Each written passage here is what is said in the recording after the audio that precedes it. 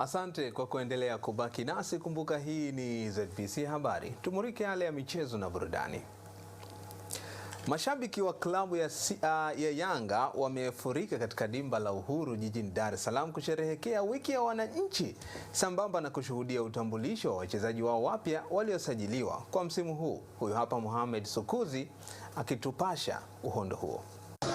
Ni sherehe za kilele cha wiki ya mwananchi ambapo licha ya kuwa mambo mengi yakiendelea, wananchi wamejitokeza kwa wingi kwa ajili ya kushuhudia burudani mbalimbali, ambapo wasanii wote wa zamani wakitumbuiza kwa nafasi mbalimbali. Jambo la kipekee leo hii wamejitokeza kushuhudia mechi ya kimataifa ya kirafiki itakayokutanisha timu ya Yanga dhidi ya Les Eagles Agosto. Lakini pia wananchi wanajitokeza huku shauku na hamu kubwa ni kumuona mshambuliaji wao mpya Peter Shalulila na safu nzima ya kikosi chao. Kile cha kunivutia hasa safari hii uthubutu wa Engineer Hersi na jopo lake kuniletea wachezaji wazuri wa kimataifa na kuwa na matumaini makubwa ya kubeba klabu bingwa barani Afrika kulileta Tanzania kwa mara ya kwanza.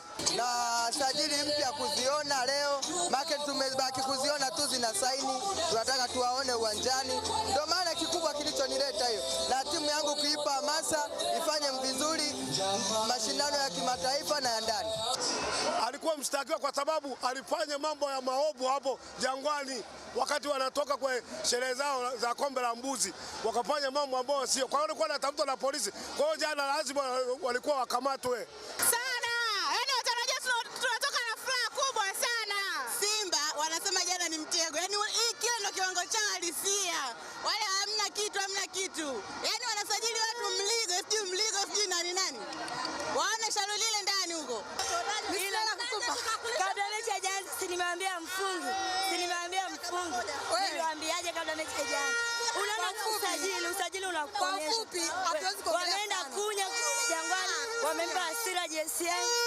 Wakija tena tunamleta Mbappe. Licha ya kuwapo kwa burudani mbalimbali zikiwemo za mziki wa zamani ukiongozwa na Dudu Baya Mamba ambaye ataperform leo katika siku hii ya wananchi, lakini pia wananchi watakuwa na kibarua kizito katika mechi ya kirafiki dhidi ya timu kutoka Jamhuri ya Kongo, Les Eagles du Congo, ambayo kiputi tutashuhudia baadaye kikipigwa hapa katika dimba la Uhuru jijini Dar es Salaam.